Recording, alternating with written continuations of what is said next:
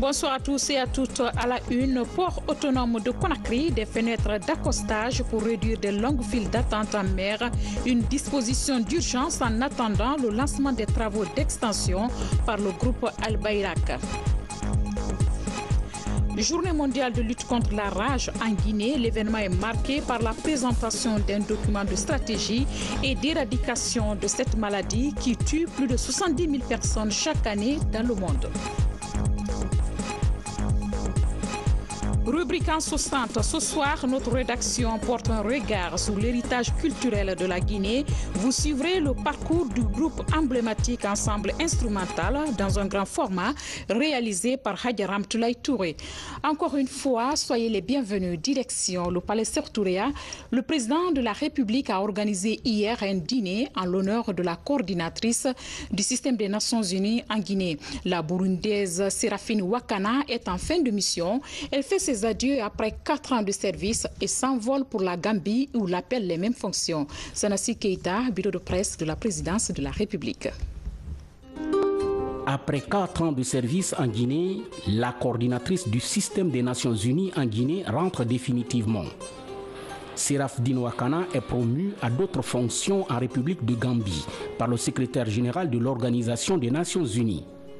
Le président de la République organise à cet effet en son honneur ce dîner. Dîner qui a enregistré la présence de plusieurs représentants diplomatiques et responsables d'institutions internationales ainsi que les membres du gouvernement. Une occasion mise à profit par celle qui s'est toujours battue aux côtés du gouvernement pour renforcer les relations d'amitié et de coopération entre la Guinée et les institutions onusiennes, de remercier le président de la République pour son leadership orienté vers l'émergence de la Guinée. 4 années se sont écoulées depuis ma prise de fonction au sein des Nations Unies et en Guinée. Le secrétaire général, M. Antonio Guterres, vient de me renouveler sa confiance en me nommant dans les mêmes fonctions de coordonnatrice résidente des activités opérationnelles du système des Nations Unies et agent habilité de la sécurité en République de Gambie, juste à côté. Je pars donc après avoir participé à la mise en œuvre du plan cadre des Nations Unies d'assistance au développement pour la période 2013 et 2017 et nous venions de procéder ensemble avec mes collègues chefs d'agence et les hauts cadres de votre État au démarrage du cycle programmatique quinquennal des Nations Unies pour la période 2018-2022. Ce cadre d'assistance est fortement aligné sur le PNDES, engage un financement d'environ 500 millions de dollars et se concentre essentiellement sur 4 piliers, à savoir la promotion de la bonne gouvernance, l'amélioration de la sécurité alimentaire et nutritionnelle et la gestion durable de l'environnement, les services sociaux de base et enfin l'autonomisation économique des jeunes, des femmes, des personnes vivant avec handicap et des migrants retournés. Le président de la République a rendu un hommage mérité à Séraphine Wakana qui s'est battu pour le développement socio-économique et politique de la Guinée depuis sa prise de fonction en août 2014 à Conakry. Vous êtes venu en Guinée à un moment très difficile, au moment où notre pays, la Sierra Leone et le Libéria, était victime d'une maladie qu'on n'a jamais connue en Afrique de l'Ouest. Est-ce qu'aujourd'hui on se demande comment cette maladie est arrivée en Afrique de l'Ouest? Parce que jusqu'à présent c'est le Gabon, un peu le Congo-Brazzaville, le Congo-Kinshasa qui avait connu cette maladie. Donc c'était une période extrêmement pénible. Mais les Nations Unies nous ont accompagnés et Dieu merci avec d'autres partenaires, la France, la Chine, le Japon, etc., les pays européens, les pays africains. Puisque beaucoup de pays africains ont envoyé des médecins qui nous ont aidés, nous avons pu sortir de cette épreuve. Mais j'admire surtout votre courage, parce que quand on sait que vous venez du Burundi, que la situation de votre pays est extrêmement difficile, vous êtes séparés de vos enfants, donc malgré cela, vous avez fait comme si vous n'avez pas ces épreuves personnelles. c'est très dur, puisque je connais très bien votre pays. Lorsque j'ai été privé de tous mes droits en Guinée pendant la Première République, que je n'avais plus de passeport, c'est le Burundi qui m'a donné un passeport diplomatique qui me permettait de me déplacer. Donc je connais très bien votre pays et je sais l'épreuve qui était la vôtre. Même si vous souriez, vous faisiez semblant, mais c'est une épreuve extrêmement difficile. C'est ça que j'ai surtout admiré chez vous. C'est vrai aussi que vous nous avez aidé à nous accompagner à la réforme du secteur de sécurité, aussi à la réconciliation nationale, qui est extrêmement difficile dans un pays comme la Guinée, qui a connu beaucoup de preuves, où chacun est à la fois bourreau et victime. Et la réconciliation nationale dans un tel cas devient extrêmement difficile. Vous avez fait de votre mieux. Je sais que ça n'a pas été très facile. En tout cas, nous vous sommes très reconnaissants. Moi, mon gouvernement et le peuple de Guinée. Je sais que vous n'avez pas aménagé aussi vos efforts malgré nos mauvaises routes de sillonner le pays. Cela aussi, nous nous sommes reconnaissants. Nous vous souhaitons très bonne chance dans vos nouvelles fonctions. Je ne manquerai pas à ma prochaine rencontre avec mon frère, le président du Gambie, de parler de vous, afin qu'il comprenne très bien votre situation et qu'il soit à vos côtés. Avec plein de souvenirs de la Guinée, Séraphdine Ouakana part donc en République de Gambie comme coordinatrice des activités opérationnelles du système des Nations Unies. Au pays de l'oncle Sam, poursuite des travaux de la session ordinaire de l'Assemblée générale des Nations unies. Les chefs d'État et de gouvernement continuent de rallier la tribune. Dans sa déclaration, le ministre des Affaires étrangères a défini la position de la Guinée sur les questions brûlantes de l'heure comme la réforme du Conseil de sécurité et l'agenda 2030. Le décryptage du discours de Mamadi Touré avec Fatmata Samora depuis New York.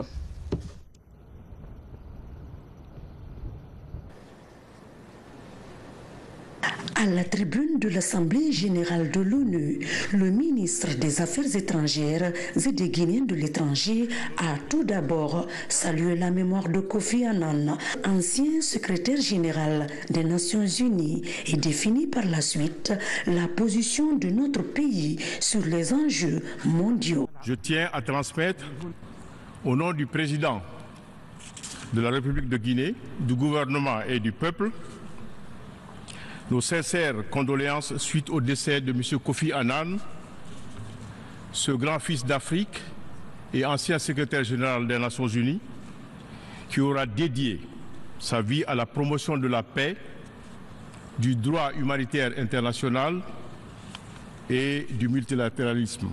L'émissaire du chef de l'État guinéen a rappelé l'urgence d'opérer la réforme du Conseil de sécurité en vue d'une meilleure représentativité de l'Afrique sur la scène internationale.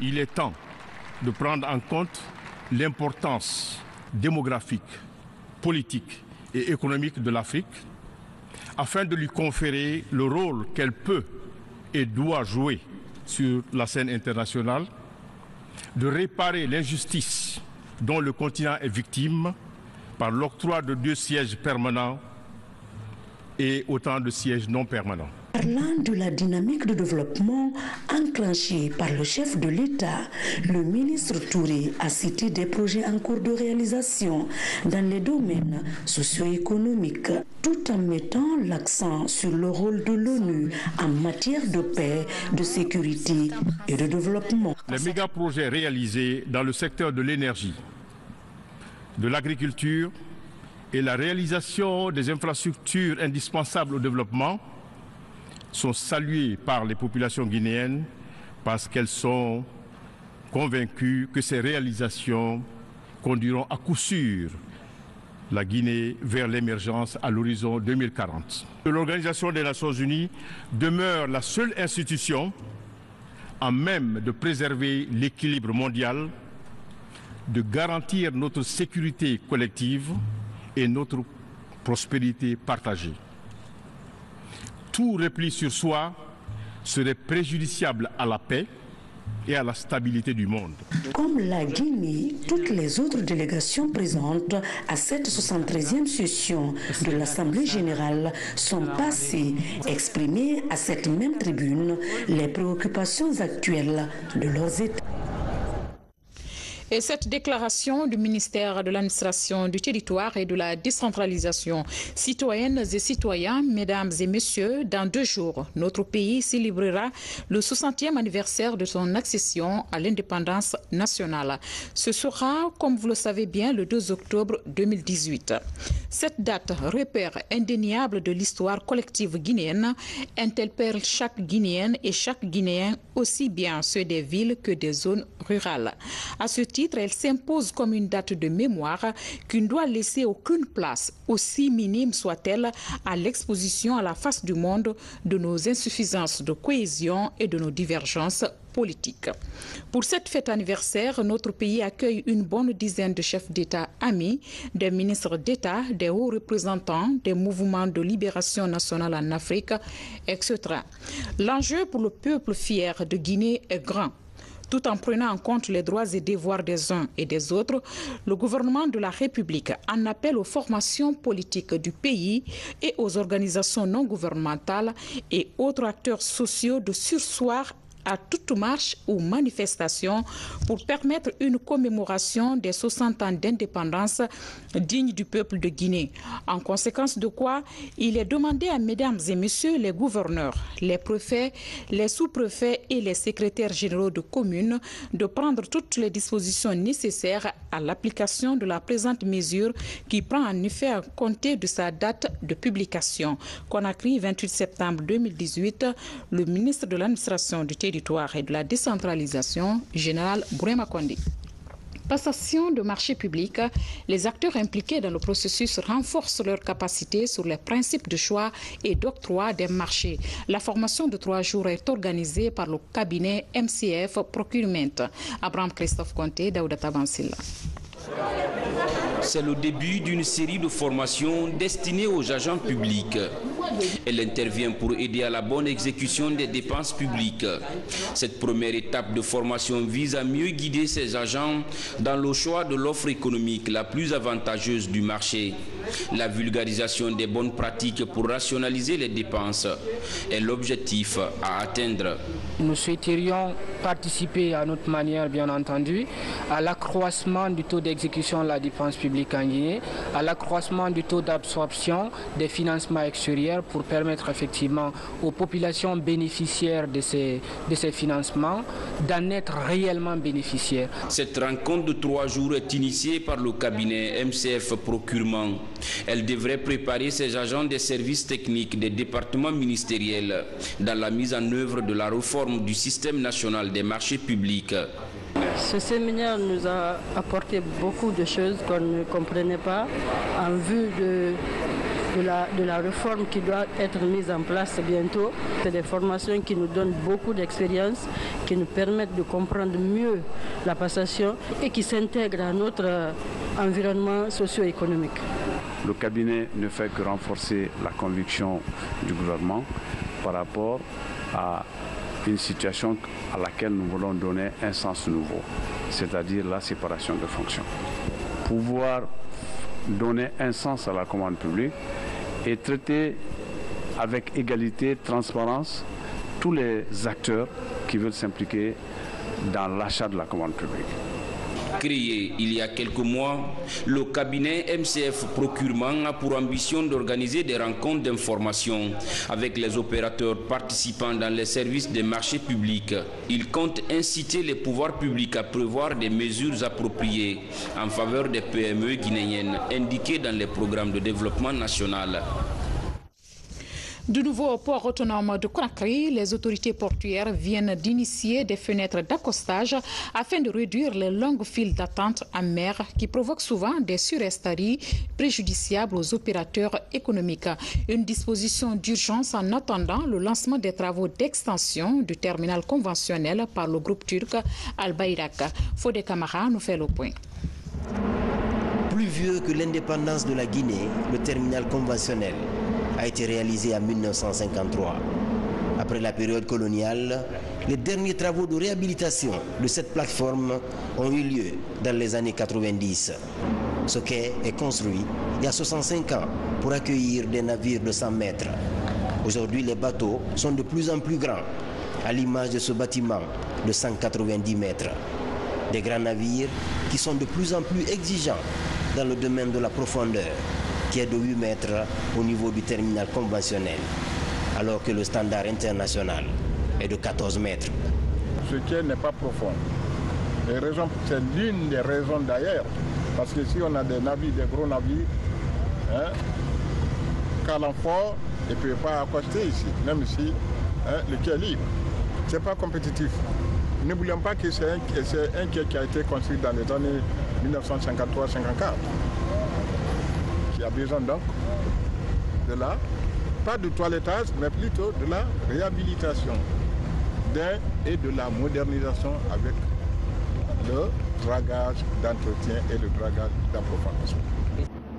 En attendant des travaux de réhabilitation et de dragage d'entretien du bassin portuaire à exécuter par le groupe turc Al-Bayrak, la congestion portuaire oblige les autorités de la capitainerie à initier des fenêtres d'accostage pour diminuer de façon drastique les surestaries.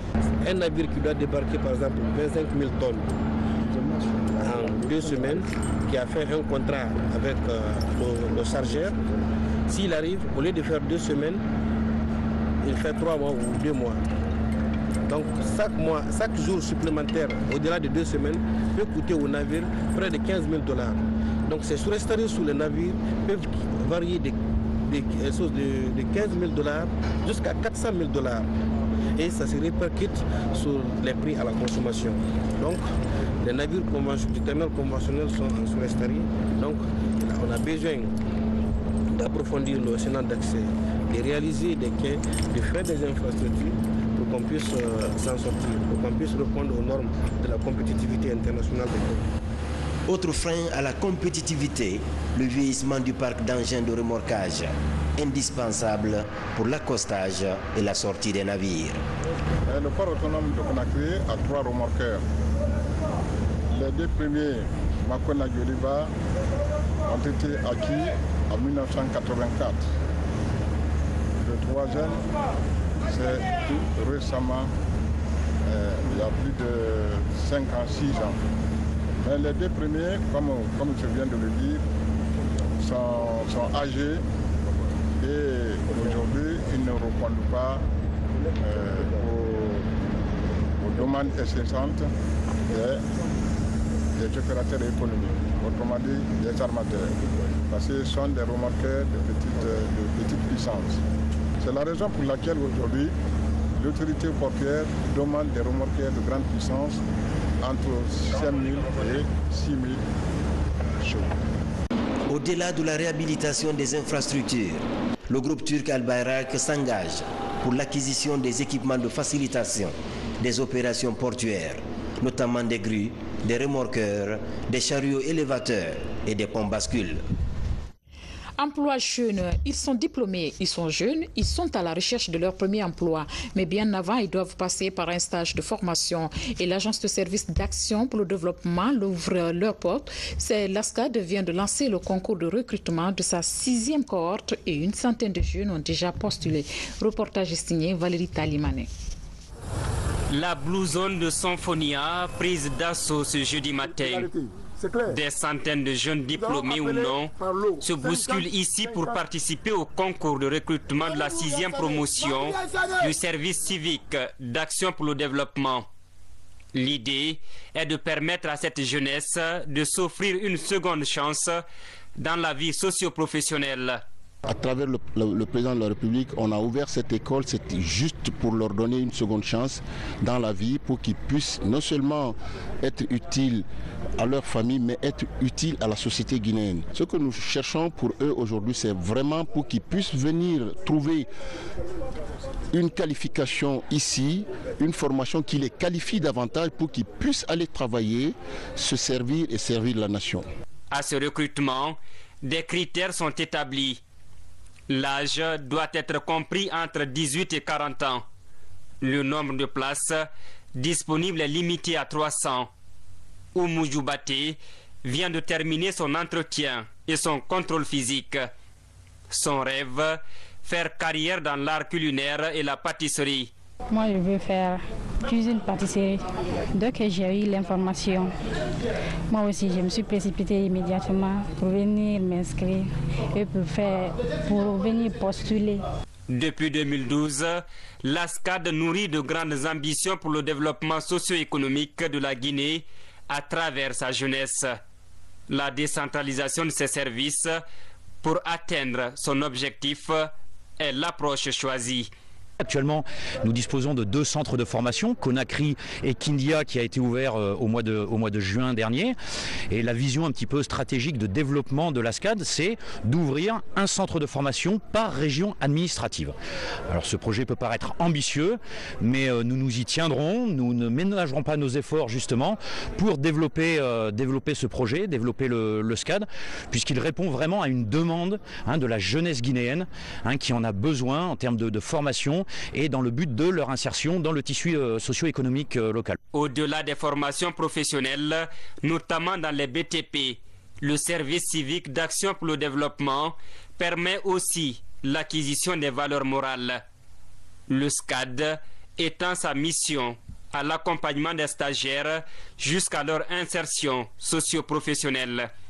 Une pratique attirante pour les candidatures dans les domaines adaptés comme l'hôtellerie, le carrelage et la plomberie. À présent, l'actualité nationale en bref, c'est une compilation de Moussa Bangora. L'année universitaire 2018-2019 s'annonce avec la mise en application des réformes engagées par les autorités de l'enseignement supérieur et de la recherche scientifique. L'Université générale Lansana Conté de Symphonia partage les informations avec l'ensemble de ses services.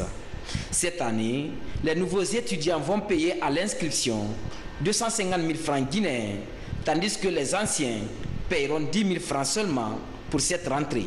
Aucun enseignant ne peut maintenant aller en classe sans avoir présenté à son chef de programme et à son chef de département un syllabus. Le syllabus est un contrat. C'est un contrat qui lie l'étudiant à l'enseignant. Un poste de santé et un fourrage pour la population de Guériaroli à Damakania dans la préfecture de Kindia. Ces infrastructures sont construites par le PACV en collaboration avec la Banque mondiale et l'Agence française de développement. Les travaux de construction ont duré 6 mois.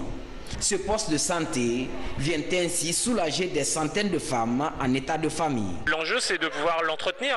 Donc ça veut dire qu'il faut que la population ne lâche pas, qu'elle continue à s'impliquer dans le comité de santé et d'hygiène, qu'elle continue à pouvoir suivre le poste de santé, à faire les réparations.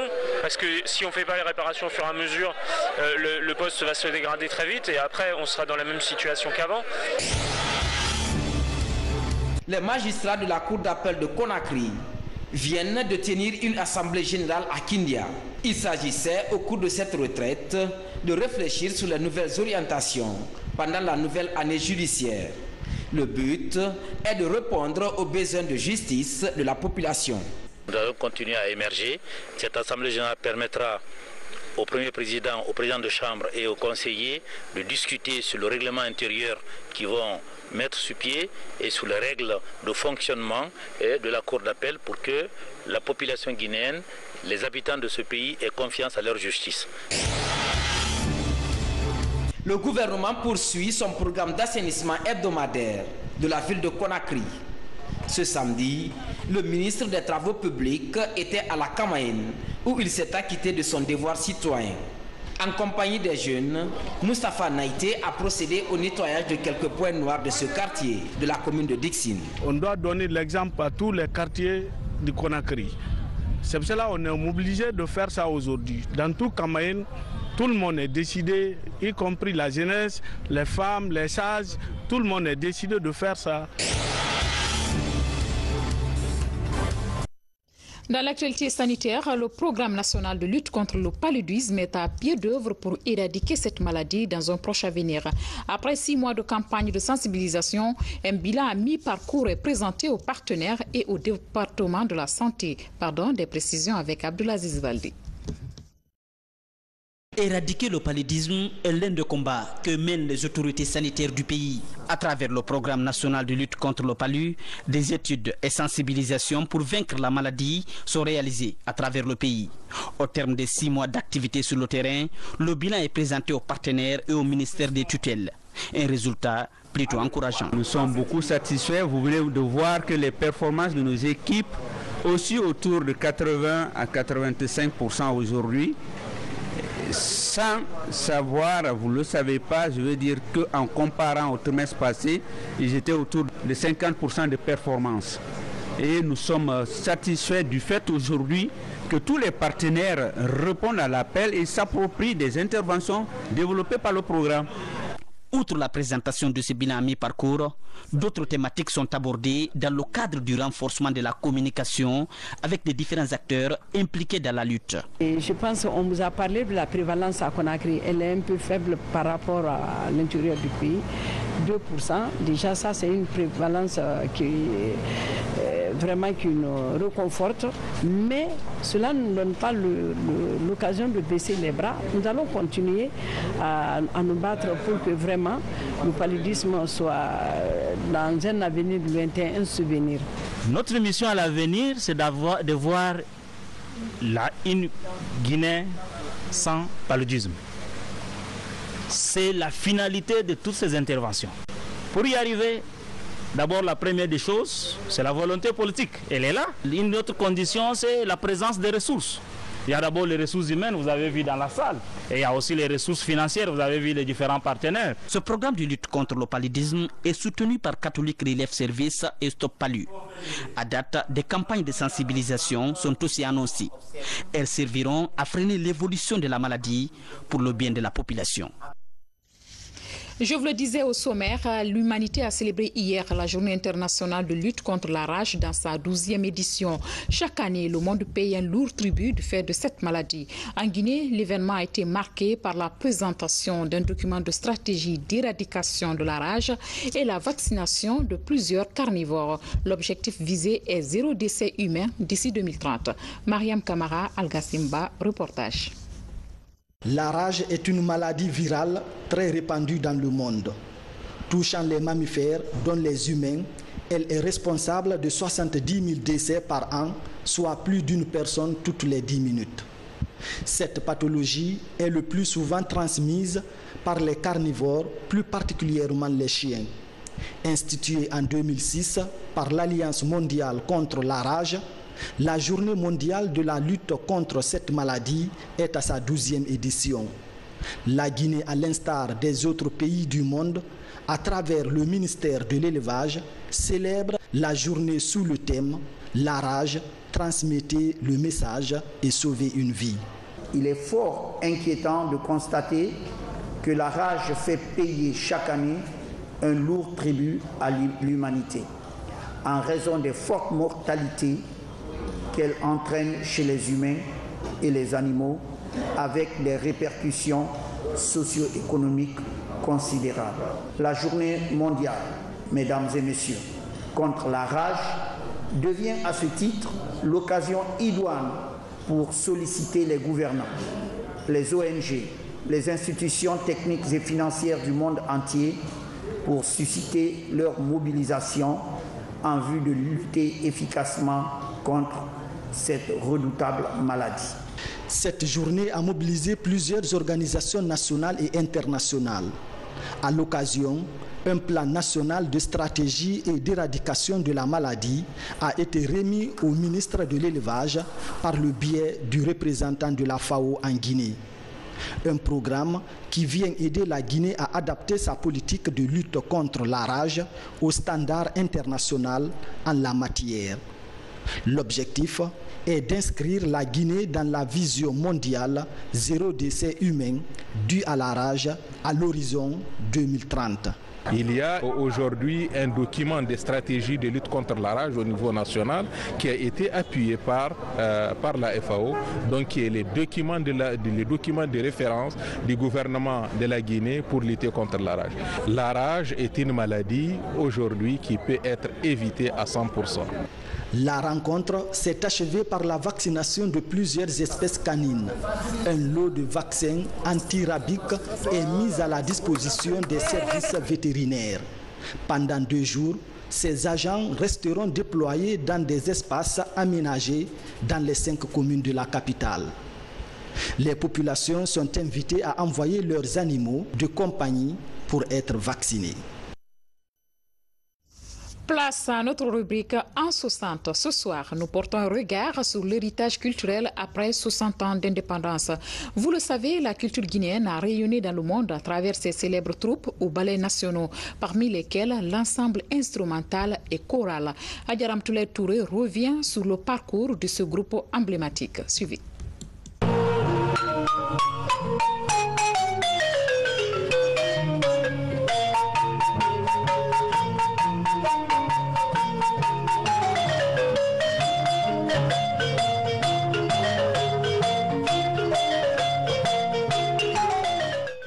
Cette symphonie africaine a traversé la nuit des temps pour se faire entendre avec faste dès le début des années 60. L'ensemble instrumental et choral de Guinée, un outil artistique d'affirmation culturelle, a tenu à regrouper les plus grands talents de notre patrimoine commun.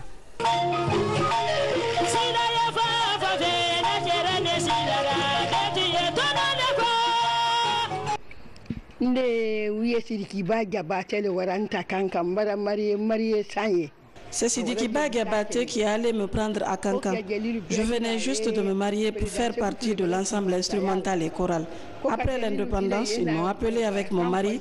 Ils m'ont demandé de chanter la chanson que je connaissais. Alors j'ai chanté Mali Sadio et j'ai été recrutée. Malisa yo ba filabe Malisa Malisa yo ba filabe Malisa. Nous sommes ensemble qu'une telle n'en fera pas de masano. C'est ma tante Khadja Massano qui m'a donné la chance d'être recrutée dans l'ensemble.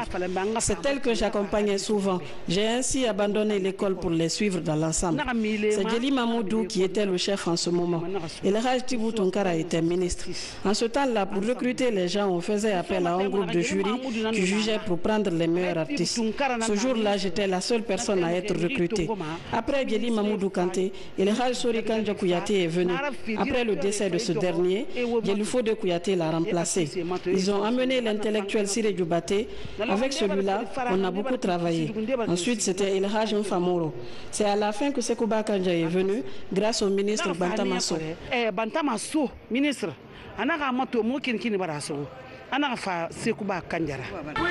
autour des guerriers paroliers de la dimension de El Hadj Sori Kandja Kouyaté et des cantatrices aux voix inoxydables comme celle de Kadi Diawara. L'ensemble instrumental et choral exhume avec exubérance la diversité artistique de la Guinée. Des prodiges, des instruments à cordes, à vent ou à percussion des 4 coins du pays font partie des membres fondateurs de cet ensemble emblématique de l'authenticité musicale africaine.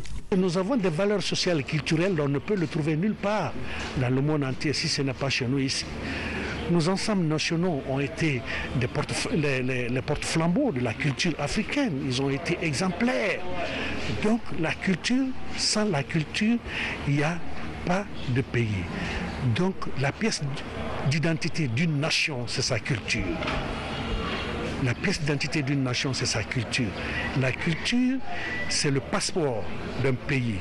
Donc la Guinée égorge beaucoup de potentialités culturelles. Ceux qui sont connus, ceux qui sont dans l'ombre sont plus nombreux que ceux qui sont connus, mais qui ont des talents, qui ont des valeurs. Malgré le bouleversement que la culture va connaître après la révolution et le choc du libéralisme, la Guinée va rester attachée à l'ensemble. Aujourd'hui dirigé par l'un des fils du monument, Sori Kandja Kouyaté, ce patrimoine est en quête d'un second souffle pour renouer avec ses exploits. L'histoire de l'Afrique contemporaine, marquée par l'inespérée réconciliation entre le Mali et l'actuel Burkina Faso, réussit à Conakry. la Haute Volta de l'époque, aujourd'hui de Burkina Faso, qui était dirigé par Sangoulé Lamizana, et le Mali, Bamako, qui était dirigé par Moussa Traoré à l'époque. Donc ces deux pays étaient en conflit. Et lorsque la politique a échoué, et Sékou Touré les a invités en Guinée ici pour une journée, donc ils ne devaient pas dormir. Alors après la conférence, quand il n'a pas trouvé la solution, il a appelé mon père par téléphone en lui disant « Kanya, alors je voudrais organiser un concert ce soir au palais et toi aussi tu vas jouer ton rôle pour concilier ces deux peuples. » Donc il a appelé les membres de l'ensemble instrumental, comme c'est un groupe qui est fin prêt à tout et qui travaille comme les fonctionnaires de l'État, 8 heures par jour. Et donc il les a dit, on a un concert, vraiment j'aimerais qu'on essaie de mettre fin à cette guerre. Nous allons jouer le tableau de l'Afrique. Ce tableau de l'Afrique qui parle l'arbre généalogique des Africains. Alors, au concert, il a commencé le concert, ils ont commencé à jouer. Il a parlé de l'Afrique, il a parlé des grands hommes qui ont œuvré dans l'Afrique, les Maran Sundiata, les Fakoli, les Kamandjan. Il a parlé des Samori, des Egbelatoua et des Alpha Yaya et de Cheikh Omar Tall aussi. Le travail que ceux-ci-là ont fait. Et jusqu'à ce qu'il est revenu avec le prophète Mohammed sallallahu alayhi wa sallam. Et il a parlé de Omar Boun Khattabi et de Bouakar Sidiki en montrant à Sangoulé Lamizana. Les Blancs t'ont appelé en te donnant l'arme, aller les aider à avoir l'indépendance chez eux ou la liberté chez eux. Tu es parti les aider. Tu as pris l'arme là, tu es venu chez toi pour sauvegarder la souveraineté de ton pays du Burkina Faso, ton pays de l'Afrique. Il dit, si tu n'as pas vu quelqu'un d'autre avec lequel pour viser la personne avec cette arme, en tout cas ce n'est pas ton ami africain. Donc la guerre entre les Africains, ce n'est pas bon entre nous les Africains. Donc il a obligé à Sékou Touré de se lever, prendre la main de Moussa Traoré et de Sangoulé Lamizana, leur donner main en main. Sékou n'a pas pu se lever pour leur donner main en main. Les deux personnes se sont levées volontairement et s'embrasser. Et voilà comment notre feu père Sori Kanya a signé la paix entre le Burkina et le Mali. Par ce fait, et bien d'autres, la Guinée par l'ensemble instrumental et choral inspirera plusieurs pays, surtout ceux qui ont en partage la culture mandingue.